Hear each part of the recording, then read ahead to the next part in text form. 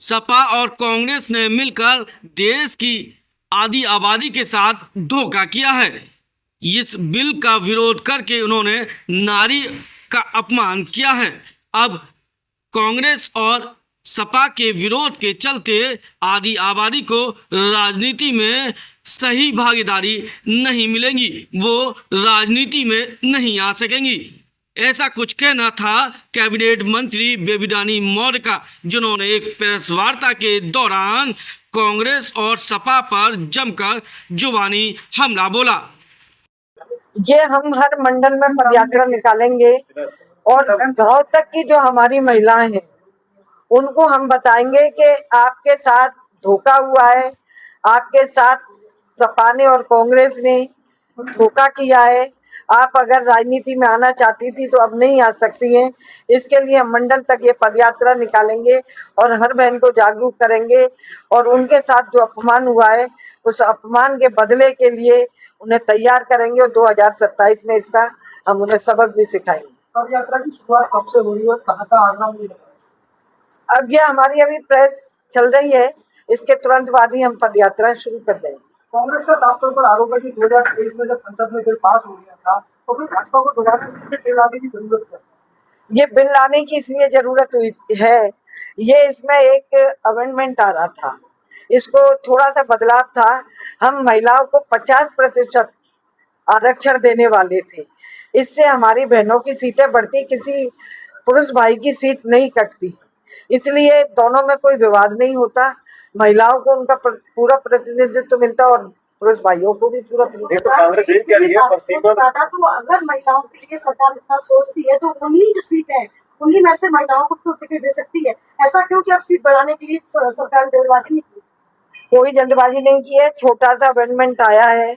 अगर ये पास हो जाता तो हमारी सीटें लगभग 271 या 72 इतनी सीटें महिलाओं को मिलती, इतनी बहनें पार्लियामेंट में बैठती और पूरे देश में महिलाएं अपना जो देश के विकास के लिए अपना जो नीति निर्माण है उसमें पूरा योगदान देते। कांग्रेस का राहुल गांधी उनका कहना यह है कि हम महिला बिल के विरोध में नहीं है, तो प्रशिक्षण सरकार कर रही है उसके विरोध में। नहीं, वो गलत बोल रहे हैं। इसमें नीयत समझनी चाहिए प्रधानमंत्री जी की। वो महिलाओं के लिए बिल लेके आई थी, उनको पहले इसका समर्थन करना चाहिए था और समर्थन के बाद ही अगर कोई बात थी तो प्रधानमंत्री जी से बैठ के बात करनी चाहिए थी। बिल को तो पास होने देते, उन्होंने बिल ही पास नहीं होने दिया। उनका आरोप किया कि जनगणना 2011 के तहत जो ला रहे हैं वो गलत है। 26 में जनगणना चल रही है उसके आधार पर होना चाहिए था। प्रोजेक्ट तो हम अभी 2011 की जनगणना के आधार पर इस बिल को ला रहे थे, क्योंकि जो 2026 में जनगणना शुरू हुई है ये देर तक चलेगी तो ये आ नहीं पाता, बिल पास नहीं हो पाता, इसलिए ये 2011 की जनगणना के अनुसार आ रहा था। महिलाओं को हितैषी भाजपा खुद को कहती है, तो 2024 में उन्होंने 33% महिलाओं को टिकट क्यों नहीं, केवल 6% ही महिला को टिकट क्यों दिया? महिलाओं की उनसे आप ये पूछिए, क्या कभी उन्होंने एक आदिवासी महिला को राष्ट्रपति बनाया है? क्या एक दलित महिला को उन्होंने गवर्नर बनाया है? क्या किसी दलित महिलाओं को उन्होंने इतना आगे बढ़ाया है? आज मैं कैबिनेट में बैठी हूँ, उनसे जरा पूछो उन्होंने कितनी महिलाओं को आगे बढ़ाया है? इस बिल के पास कर नहीं करके अब तो वो अपने मुंह को छुपा रहे हैं और ये बताना चाह रहे हैं कि हम अच्छे हैं, जबकि भारतीय जनता पार्टी आदिवासी से लेके दलित समाज से लेके सवर्ण समाज की महिलाएं सभी हमारी बहनें। मेरी एक बहन बैठी है, यह मेयर है, ये भी एससी से आती है, ये ठाकुर है हमारी मंजू भदौरिया जी, ये चेयरमैन बनी हुई है। तो भारतीय जनता पार्टी तो सबके लिए समान कार्य कर रही है। विपक्ष के विरोध के चलते भारतीय जनता पार्टी का नारी शक्ति वंदन अधिनियम लागू नहीं हो सका, जिसके चलते अब भारतीय जनता पार्टी पूरी तरह से विपक्ष के विरोध में खड़ी हो गई है और ये जताना चाह रही है कि विपक्ष नारियों का सम्मान नहीं करता और उन्हें आगे बढ़ने नहीं दिया जा रहा, जिसको लेकर अब भारतीय जनता पार्टी की महिला मोर्चा 25 से 30 अप्रैल तक पद यात्रा निकालेगा। एक तरफ जहां विपक्ष की मानसिकता से रूबरू कराएगा, तो वहीं भारतीय जनता पार्टी के इस बिल को महिला जनहित में दर्ज कि पिछले कुछ दिनों से जो संसद में घटित हुआ उसके लिए हमारे देश की सभी महिलाएं काफी निराश हैं और दुख भी है कि 78 वर्ष भारत को आजाद हुए हो गए। इन 78 वर्षों के बाद भी हमारी देश की नारी को अपने अधिकार के लिए, विधानसभा में जाने के अधिकार के लिए, लोकसभा में जाने के अधिकार के लिए आज भी संघर्ष करना पड़ता है।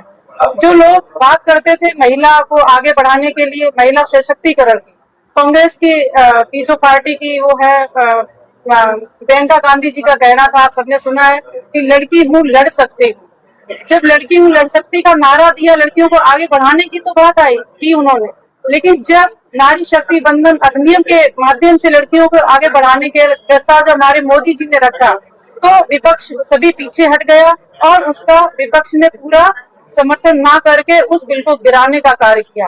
तो क्या आपको लगता है ये विपक्षी पार्टी कांग्रेस हो, सपा हो या टीएमसी हो, इस तरह की पार्टी ये महिला का सम्मान करती हैं या महिला के सम्मान में आगे बढ़ते हैं? तो इस तरह की हरकत करके इन लोगों ने पूरा ये प्रमाणित कर दिया है कि इन्होंने महिलाओं का अधिकार छीना है, महिलाओं के सम्मान और स्वाभिमान की हार हुई है। और इसमें ये विपक्षी पार्टियों का कहना है कि आज लोकतंत्र की जीत हुई है।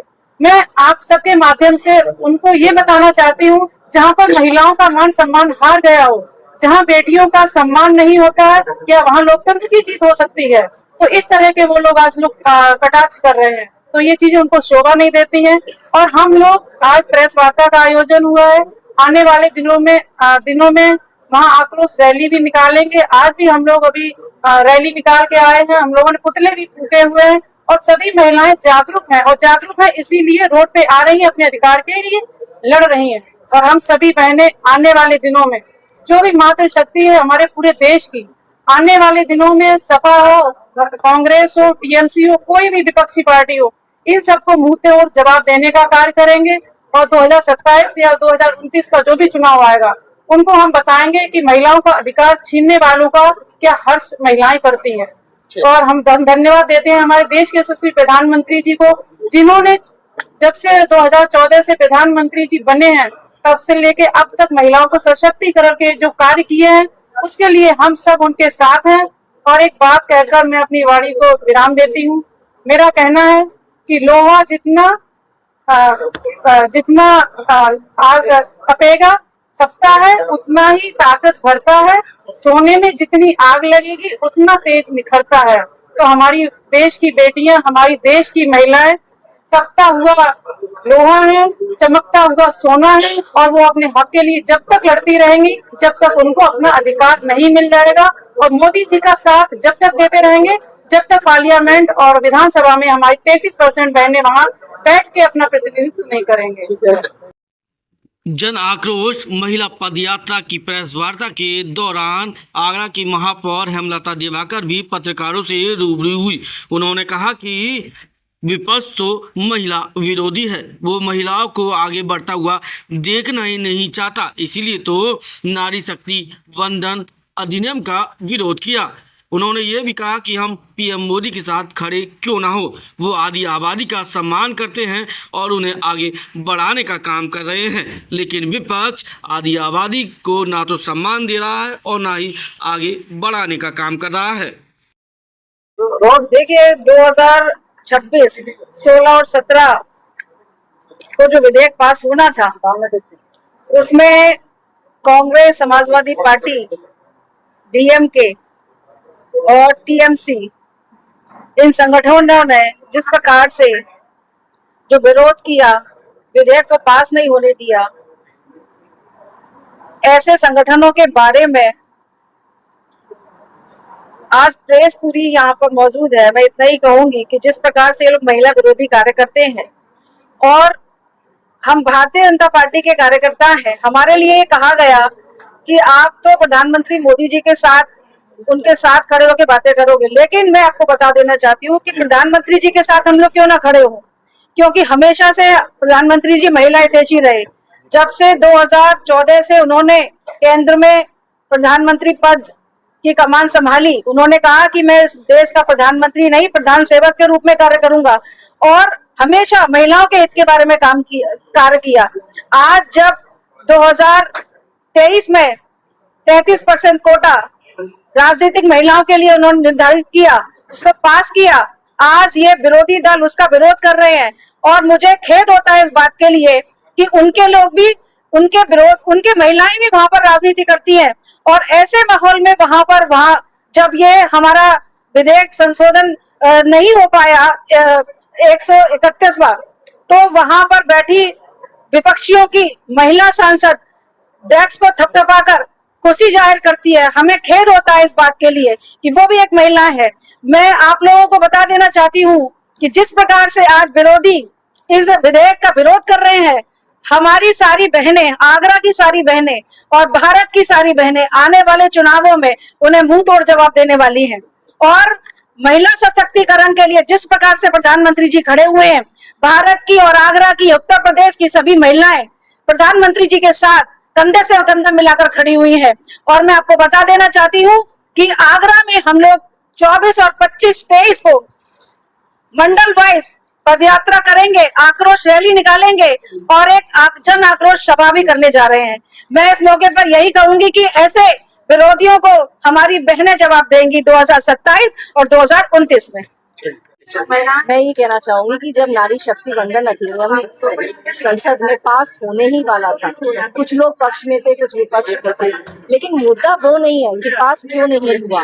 बात यह है कि जब विचारों का मतभेद होना ये लोकतंत्र की ताकत होती है, ठीक है ना। लेकिन नारी सम्मान की अगर बात हो तो उसमें मतभेद होना ये एक सोचने की बात है, क्योंकि नारियां तो विपक्ष में और पक्ष में दोनों में रहेंगी। फायदा सिर्फ हमारा नहीं होने वाला था, संगठन का फायदा नहीं होने वाला था, उससे विपक्ष को भी फायदा होने वाला था। तो बात ये है कि नारी सशक्तिकरण इसको राजनीतिक मुद्दा ना बनाकर एक सामाजिक मुद्दे की तरह लेना चाहिए और नारियों की भागीदारी 50% उसमें सुनिश्चित होनी ही चाहिए। आगरा में किस तरीके की जी, आगरा में एक जन आक्रोश सम्मेलन हम करने जा रहे हैं, बहुत बड़ा, पूरे आगरा महानगर का होगा।